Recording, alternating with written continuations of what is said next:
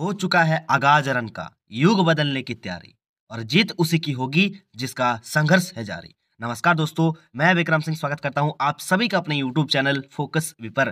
दोस्तों आज की इस वीडियो में हम लोग जैक बोर्ड क्लास 8 के बच्चों के लिए 2025 के बोर्ड एग्जाम के लिए साइंस के कुछ टॉप ऐसे 50 एमसीक्यूज ऑब्जेक्टिव क्वेश्चन को कराऊंगा जो आपके एग्जाम में आने का 100% चांस है। दोस्तों बहुत ही ज्यादा इंपॉर्टेंट क्वेश्चन है क्योंकि दोस्तों ये सारे जो क्वेश्चन है जैक की तरफ से ऑफिशियल सिलेक्टेड किया गया ये क्वेश्चन है। ठीक है, तो वीडियो को पूरा देखिएगा। चैनल पर नए होंगे चैनल को सब्सक्राइब करके बेल आइकन को जरूर प्रेस कर लीजिएगा और अपने सारे दोस्तों को इस वीडियो को शेयर जरूर कर दीजिएगा और बता दीजिएगा भाई इस चैनल पर आप लोगों के लिए एग्जाम का तैयारी बहुत ही अच्छी तरीके से हो रहा है, धाकड़ तरीके से हो रहा है। तो चैनल पर नए हो चैनल को सब्सक्राइब जरूर कीजिएगा। तो दोस्तों ये वीडियो आपके लिए बहुत ही ज्यादा इंपॉर्टेंट है, हर एक क्वेश्चन आपके लिए बहुत ही ज्यादा इंपॉर्टेंट है। ठीक है, तो चलिए आइए हम लोग देख लेते हैं क्वेश्चन नंबर 1 को।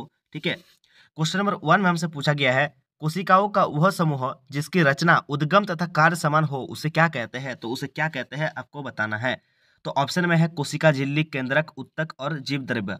तो कोशिकाओं का वह समूह जिसका रचना उद्गम तथा कार्य समान हो उसे क्या कहते हैं। उसे क्या कहते हैं दोस्तों, हम लोग उसको क्या कहते हैं, उत्तक कहते हैं। उसको हम लोग क्या कहते हैं, उत्तक। यानी कि एक का आंसर ऑप्शन नंबर सी एकदम बिल्कुल करेक्ट आंसर हो जाएगा, उत्तक।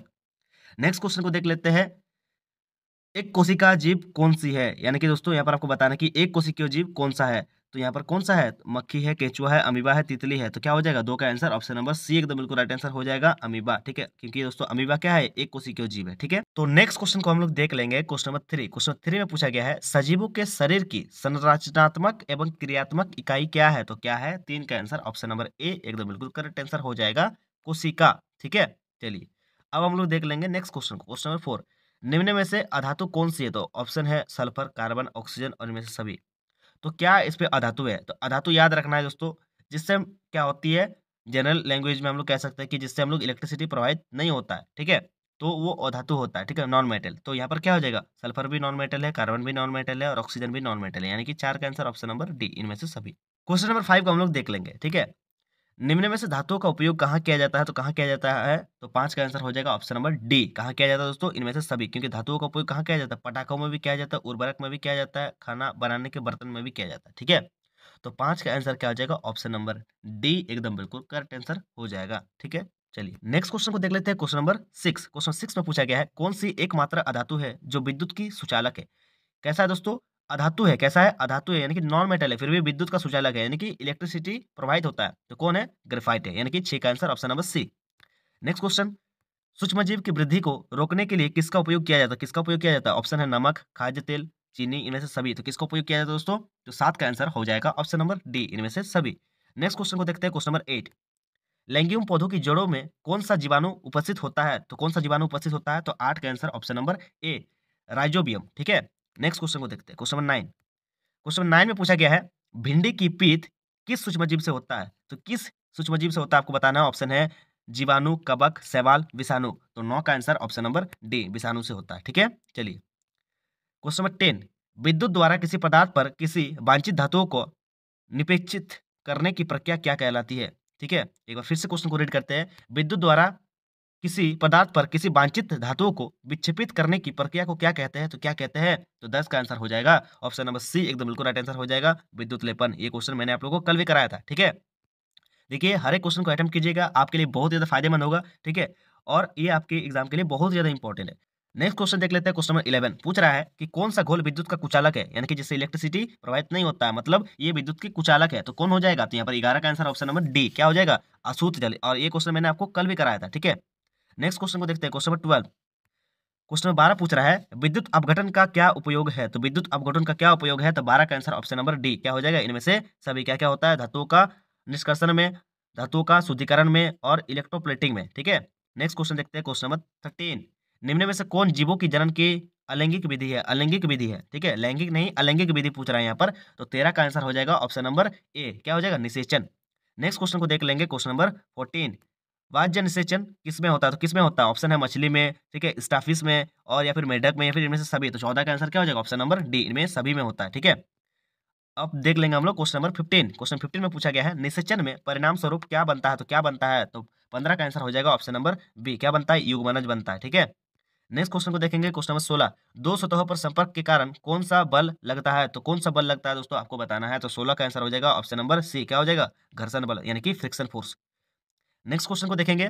एकांक क्षेत्र पर कार्यरत बल को क्या कहते हैं, तो क्या कहते हैं दोस्तों आपको बताना है। तो 17 का आंसर हो जाएगा ऑप्शन नंबर सी, क्या हो जाएगा, दाब, जिसको हम इंग्लिश में प्रेशर कहते हैं। ठीक है, क्वेश्चन नंबर 18, निम्नलिखित बलों में कौन सा संपर्कित बल है, संपर्कित बल कौन है, इस पे आपको बताना है। तो ऑप्शन है पेशीय बल, चुंबकीय बल, स्थिर विद्युत बल और गुरुत्वीय बल। तो क्या हो जाएगा 18 का आंसर ऑप्शन नंबर ए एकदम बिल्कुल राइट आंसर हो जाएगा, पेशीय बल। ठीक है, नेक्स्ट क्वेश्चन को देखेंगे यहाँ पर। क्वेश्चन नंबर 19, सूर्य नाभिकीय क्रियाओं द्वारा क्या उत्पन्न करता है, यानी कि सूर्य नाभिकीय अभिक्रियाओं द्वारा क्या उत्पन्न करता है, तो आपको बताना। तो ऑप्शन है उष्मा, प्रकाश, दोनों या फिर इनमें से कोई नहीं। तो क्या उत्पन्न करता है दोस्तों, तो 19 का आंसर ऑप्शन नंबर सी, दोनों यहाँ पर उत्पन्न करता है। क्या, उष्मा, यानी कि हीट भी और लाइट भी। ठीक है, सूर्य से हम लोग क्या मिलता है, उष्मा भी और प्रकाश भी मिलता है। नेक्स्ट क्वेश्चन, क्वेश्चन नंबर 20, कौन जीवाश्म ईंधन नहीं है, जीवाश्म ईंधन कौन नहीं है, तो ऑप्शन है कोयला, लकड़ी, प्राकृतिक गैस, पेट्रोल। तो कौन नहीं है, तो 20 का आंसर ऑप्शन नंबर सी एकदम बिल्कुल राइट आंसर हो जाएगा, प्राकृतिक गैस। ठीक है, नेक्स्ट क्वेश्चन को देखते हैं। किसी पदार्थ के दहन के लिए क्या आवश्यक है, तो क्या आवश्यक है दोस्तों आपको बताना है। तो देखिए यहाँ पर ऑप्शन में है दहनशील पदार्थ, ज्वलन ताप, ऑक्सीजन और इनमें से सभी। तो क्या इंपॉर्टेंट है, तो 21 का आंसर ऑप्शन नंबर डी। ठीक है, कि इनमें से सभी। देखिए किसी पदार्थ के दहन के लिए एक तो वो जो पदार्थ है वो दहनशील होना चाहिए, यानी कि जलना होना चाहिए, कि वो पदार्थ जल जाएगा। ठीक है, जलन ताप भी होना चाहिए और ऑक्सीजन भी होना चाहिए, क्योंकि बिना ऑक्सीजन के जो किसी भी पदार्थ का दहन होगा ही नहीं, क्योंकि ऑक्सीजन के बिना आगे नहीं पकड़ेगा, तो कैसे होगा। ठीक है, चलिए तो यहाँ पर क्वेश्चन नंबर 22 को देखेंगे हम लोग। जीवन काल की वह अवधि जब शरीर में ऐसे परिवर्तन होते हैं जिनके परिणाम स्वरूप जनन परिपक्वता आती है, उसे क्या कहते हैं। तो 22 का आंसर ऑप्शन नंबर डी, किशोरावस्था उसको कहते हैं। ठीक है, क्लास 8 चैप्टर नंबर 5 में देखिएगा, शायद ये आप लोग का होगा। ठीक है, चैप्टर का नाम ही है किशोरावस्था।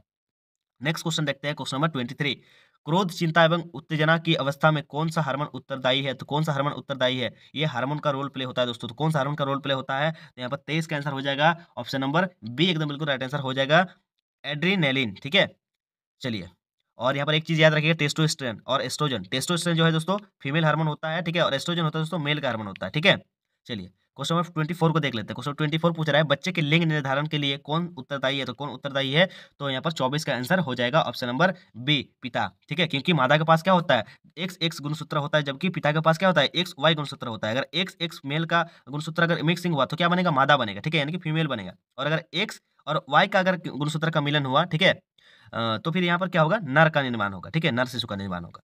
तो बच्चे के लिंग निर्धारण के लिए कौन है, कौन उत्तरदायी है, तो यहाँ पर पिता है। ठीक है, नेक्स्ट क्वेश्चन को देखते हैं, क्वेश्चन नंबर 25, यदि आपतन कोण का मान 30 डिग्री है, यानी कि कोई भी आपतन कोण है जिसका एंगल कितना है, उसका एंगल 30 डिग्री है, तो परावर्तन कोण का मान कितना होगा। तो कितना होगा आपको बताना, तो क्या हो जाएगा 25 का आंसर ऑप्शन नंबर सी एकदम बिल्कुल राइट आंसर हो जाएगा, 30 डिग्री ही हो जाएगा। ठीक है, नेक्स्ट क्वेश्चन, क्वेश्चन नंबर 26, समतल दर्पण से बना प्रतिबिंब होता है। समतल दर्पण से जब प्रतिबिंब बनता है कैसा बनता है, तो हमें से याद रखिए कैसा बनता है, आभासी बनता है। 26 का आंसर ऑप्शन नंबर ए। और ये क्वेश्चन मैंने आप लोगों को कल भी कराया था। ठीक है, बहुत ज्यादा इंपॉर्टेंट क्वेश्चन है, क्वेश्चन नंबर 26। ठीक है, नेक्स्ट क्वेश्चन को देखेंगे, क्वेश्चन नंबर 27, वह यंत्र जो दृष्टि रेखा पर नहीं रहने वाली वस्तुओं को भी दिखा सकता है, उसे क्या कहते हैं, तो उसे पेरिस्कोप कहते हैं हम लोग। ठीक है, 27 का आंसर ऑप्शन नंबर ए, कल भी कराया था मैंने।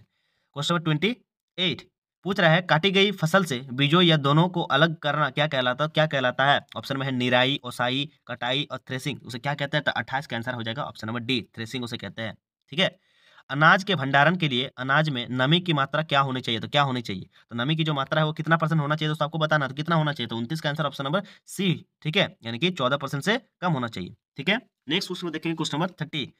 क्वेश्चन 30 में पूछा गया सवाल है, किस जीव को किसानों का मित्र कहा जाता है, किसे कहा जाता है किसानों का मित्र, सांप या फिर हाथी, चूहा, केचुआ। तो किसे कहा जाता है दोस्तों, केचुआ को कहा जाता है किसानों का मित्र। ठीक है, तो 30 का आंसर ऑप्शन नंबर डी एकदम बिल्कुल राइट आंसर हो जाएगा। बहुत ज्यादा इंपॉर्टेंट क्वेश्चन है। क्वेश्चन नंबर 31 पूछ रहा है यहाँ पर, सूर्य के सबसे ऊपरी सतह का तापमान कितना होता है, तो कितना होता है, कितना डिग्री सेल्सियस होता है। तो 31 का आंसर ऑप्शन नंबर बी, कितना होता है, 6000 डिग्री सेल्सियस। ठीक है, नेक्स्ट हम लोग देखेंगे को में पूछ रहा है, निम्न में से कौन प्राकृतिक उपग्रह है, उपग्रह कौन है, प्राकृतिक उपग्रह। ऑप्शन में है सूर्य, चंद्रमा, ध्रुव तारा, आर्यभट्ट। तो क्या हो जाएगा 32 का आंसर ऑप्शन नंबर बी एकदम बिल्कुल राइट आंसर हो जाएगा, चंद्रमा यानी कि मून। ठीक है, क्वेश्चन नंबर 33, किस उपग्रह का द्रव्यमान सबसे अधिक होता है, कौन सा उपग्रह है जिसका द्रव्यमान सबसे अधिक होता है, पृथ्वी या फिर शुक्र या फिर बृहस्पति या फिर मंगल। तो 33 का आंसर हो जाएगा ऑप्शन नंबर सी एकदम बिल्कुल राइट आंसर हो जाएगा, बृहस्पति उपग्रह का द्रव्यमान सबसे अधिक होता है, यानी कि मास सबसे इसका अधिक होता है। ठीक है, क्वेश्चन नंबर 34, घर्षण हमेशा क्या होता है, घर्षण हमेशा क्या होता है, हानिकारक होता है, फिर लाभदायक होता है, फिर आरोपित बल की दिशा में कार्य करती है, फिर आरोपित बल की विरोध करता है। ठीक है, तो 34 का आंसर हो जाएगा ऑप्शन नंबर डी। ठीक है, आरोपित बल का विरोध करता है। ठीक है, नहीं तो कोई भी कभी कोई भी थिंग्स जो है कभी भी कोई भी वस्तु जो है रेस्ट में आएगा ही नहीं बिना घर्षण बल के, ठीक है, बिना फ्रिक्शन फोर्स के। कोई जो कि मान लीजिए एक बॉल को हम लोग किक करेंगे, एक बॉल है जिसको हम लोग किक मारेंगे, ठीक है, किक मारेंगे तो ये तब तक नहीं रुकेंगे जब तक इस पे कोई घर्षण फोर्स अप्लाई नहीं होगा, मतलब ऑटोमेटिकली ये हम लोग को सरफेस पे लगता है ये घर्षण बल, ठीक है। तो 34 का answer option number D. Next question को देखेंगे, क्वेश्चन नंबर 35। क्वेश्चन 35 में पूछ रहा है घर्षण निर्भर करता है किस पे ऊपर निर्भर करता है, तो 35 का आंसर हो जाएगा ऑप्शन नंबर सी, दोनों पर, वस्तु के भार पर भी और पृष्ठ के प्रकृति पर भी यहाँ पर हम लोग का निर्भर करता है कौन, फ्रिक्शन फोर्स, घर्षण, ठीक है। नेक्स्ट क्वेश्चन है क्वेश्चन नंबर 36। क्वेश्चन 36 में पूछा गया क्वेश्चन है घर्षण बढ़ने का तरीका निम्न में से कौन है, तो कौन है, तो यहाँ पर 36 का आंसर हो जाएगा ऑप्शन नंबर सी, ठीक है।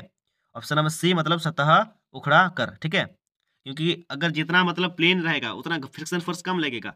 अगर जैसे ही मान लीजिए उतना उबड़ खाबड़ रहेगा, ठीक है, तो फटाफुटी रहेगा, तो कहीं पर गड्ढा रहेगा तो फिर क्या होगा, फ्रिक्शन फोर्स ज्यादा वर्क करेगा, ठीक है, मतलब ज्यादा फ्रिक्शन फोर्स लगेगा। तो 36 का answer option number C. Next question को देखते हैं, क्वेश्चन नंबर 37 में पूछा गया सवाल है इनमें से कौन सा संश्लेषित रेशा है, संश्लेषित रेशा कौन है, तो 37 का आंसर हो जाएगा ऑप्शन नंबर ए, नायलन। मैंने आपको कल भी बताया था, कल के वीडियो में बताया था, ठीक है। तो नेक्स्ट क्वेश्चन को देखेंगे हम लोग, क्वेश्चन नंबर 38। क्वेश्चन 38 में पूछा गया सवाल है निम्न में से कौन फोरार में नहीं है, फोरार, ठीक है, फोरार में नहीं है, तो आपको बताना है। तो देखिए 3R आप लोग पढ़े होंगे, ठीक है, क्या होता है 3R में, रिड्यूस, रिसाइकिल, ठीक है, और रीयूज होता है। क्या होता है, रिड्यूस, रिसाइकिल और रीयूज होता है, और जबकि यहाँ पर रिमूव्ड नहीं होता है, ठीक है, रिमूव्ड नहीं होता है, तो यहाँ पर क्या हो जाएगा, ये भी होता है, ये भी होता है, ये भी होता है, लेकिन ये रिमूव्ड नहीं होता है, तो क्या हो जाएगा 38 का आंसर ऑप्शन नंबर डी एकदम बिल्कुल राइट आंसर हो जाएगा। क्वेश्चन नंबर 39 पूछ रहा है इनमें से कौन पिघल जाती है परंतु जलती नहीं, इनमें से कौन पिघल जाती है मतलब पिघल जाएगा लेकिन इसका दहन नहीं होगा, यानी कि जलेगा नहीं, तो ठीक है, तो क्या हो जाएगा, ऑप्शन में है रेयान, पॉलिस्टर, नायलन, जूट, तो क्या हो जाएगा, तो 39 का आंसर हो जाएगा यहाँ पर ऑप्शन नंबर सी एकदम बिल्कुल राइट आंसर हो जाएगा, नायलन। क्वेश्चन नंबर 40 आवृत्ति का मात्रक क्या है, ठीक है, आवृत्ति का मात्रक क्या है, तो क्या हो जाएगा एच मतलब हर्ट्ज, ठीक है, तो 40 का answer option number A. Question number 41, question 41 पूछ रहा है एक कंपन में लगे समय को क्या कहते हैं, एक कंपन में लगे समय को क्या कहते हैं, तो क्या कहते हैं, तो इसका आंसर हो जाएगा ऑप्शन नंबर बी, आवर्तकाल, ठीक है। नेक्स्ट क्वेश्चन 42 ध्वनि संचारित हो सकती है, कैसे हो सकती है, ऑप्शन में है केवल ठोस में, केवल द्रव्य में, केवल वायु या गैस में, ठोस, द्रव्य, गैस में, ठीक है, तो 42 का आंसर ऑप्शन नंबर डी, ठीक, क्योंकि दोस्तों साउंड जो है ट्रेवल होता है, ठोस में भी होता है यानी कि सॉलिड में भी होता है, द्रव्य मतलब लिक्विड में भी होता है, और गैस मतलब गैस में भी होता है, ठीक है। तो यहाँ पर ध्वनि संचारित हो सकती है ठोस, द्रव्य, गैस तीनों में, ठीक है। तो नेक्स्ट क्वेश्चन है हमारे पास 43 पूछ रहा है किसी आवेशित वस्तु से आवेश को पृथ्वी में स्थानांतरित करने की प्रक्रिया को क्या कहते हैं, तो उसे कहते हैं हम लोग भू संपर्कन, ठीक है, यानी कि 43 का answer option number A. Question number 44, question 44 में पूछ रहा है भूकंप की शक्ति के परिणाम को कैसे मापा जाता है, तो कैसे मापा जाता है, तो भूकंप की शक्ति के परिमाण को, ठीक है, परिमाण को कैसे मापा जाता है, तो 44 का आंसर हो जाएगा ऑप्शन नंबर ए, ठीक है। नेक्स्ट क्वेश्चन को देखते हैं हम लोग, क्वेश्चन नंबर 45। क्वेश्चन 45 में पूछ रहा है आवेश कितने प्रकार के होते हैं, यानी कि आवेश कितने प्रकार के होते हैं, ठीक है, तो कितने प्रकार के होते हैं दोस्तों, तो कितने प्रकार के होते हैं, तो 45 का आंसर हो जाएगा ऑप्शन नंबर बी, 2 प्रकार के होते हैं, ठीक है, एक घनावेश, एक ऋणावेश। नेक्स्ट क्वेश्चन को देख लेंगे हम लोग, वायुमंडल में निलंबित सूक्ष्म ठोस या तरल कण के बदल को क्या कहते हैं। नेक्स्ट क्वेश्चन को देखेंगे हम लोग, यहाँ पर क्वेश्चन नंबर 46 को, क्वेश्चन 46 पूछ रहा है वायुमंडल में निलंबित सूक्ष्म ठोस या तरल कण के बादल को क्या कहते हैं, तो क्या कहते हैं, तो 46 का आंसर हो जाएगा ऑप्शन नंबर बी, क्या कहते हैं, एरोसोल। क्वेश्चन 47 वायुमंडल में ऑक्सीजन गैस कितना प्रतिशत है, तो कितना प्रतिशत है, तो 47 का आंसर हो जाएगा ऑप्शन नंबर बी, 21%, ठीक है। तो नेक्स्ट क्वेश्चन है हमारे पास, क्वेश्चन नंबर 48 पूछ रहा है वनोन्मूलन का स्थायी हल क्या है, तो क्या है आपको बताना है, तो 48 का आंसर ऑप्शन नंबर सी, क्या हो जाएगा, option number C. Next question को देख लेंगे हम लोग, क्वेश्चन नंबर 49 पूछ रहा है काला सोना किसे कहा जाता है, तो ऑप्शन में है कोयला या फिर लोहा को या फिर पेट्रोलियम को या फिर चुंबक को, तो किसे कहा जाता है काला सोना, तो 49 का आंसर हो जाएगा ऑप्शन नंबर सी, पेट्रोलियम को काला सोना कहा जाता है, जबकि लोगों को कहना है कि काला सोना कोयला को कहा जाता है, लेकिन ऐसा नहीं है। अगर आप लोग कोयले पे टिक मारिएगा तो आपका आंसर गलत हो जाएगा, तो फिर क्या होगा, काला सोना किसे कहा जाता है, तो पेट्रोलियम को कहा जाता है, किसको कहा जाता है, पेट्रोलियम को कहा जाता है, ठीक है। नेक्स्ट क्वेश्चन को देखेंगे हम लोग, क्वेश्चन नंबर 50। क्वेश्चन 50 में पूछ रहा है कौन सा प्राकृतिक संसाधन नहीं है, यानी कि प्राकृतिक का संसाधन ये नहीं है, ठीक है, तो कौन नहीं है, तो ऑप्शन में है जल, हवा, सूर्य का प्रकाश और कपड़ा, तो कौन नहीं है आपको बताना है। तो देखिए जल भी प्राकृतिक का है, हवा भी प्राकृतिक का है, प्रकाश भी, सूर्य का प्रकाश भी क्या है, प्राकृतिक संसाधन है, लेकिन ये कपड़ा नहीं है, ठीक है, ये मानव संसाधन है, ठीक है, तो क्या हो जाएगा 50 का आंसर हो जाएगा ऑप्शन नंबर डी एकदम बिल्कुल राइट आंसर हो जाएगा, क्या हो जाएगा यहाँ पर कपड़ा, ठीक है। तो दोस्तों इसी प्रकार से दोस्तों आज की इस वीडियो में हम लोग जैक बोर्ड क्लास 8 के लिए टॉप ऐसे 50 ऑब्जेक्टिव क्वेश्चन का कर लिए साइंस के, जो आपके एग्जाम के लिए बहुत ही ज्यादा इंपॉर्टेंट है। ठीक है, वीडियो पसंद आई तो वीडियो को लाइक कर दीजिए, चैनल पर नए होंगे चैनल को सब्सक्राइब करके अपने सारे दोस्तों को शेयर कर दीजिएगा और बेल आइकन को प्रेस जरूर कर लीजिएगा।